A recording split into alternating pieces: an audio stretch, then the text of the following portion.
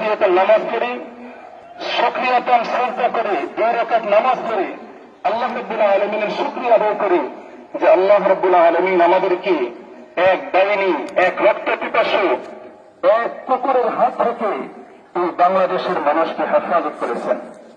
আমরা সবাই শুকরিয়া আদায় করি, আনন্দ উদযাপন করব, তবে হালাল ভাবে।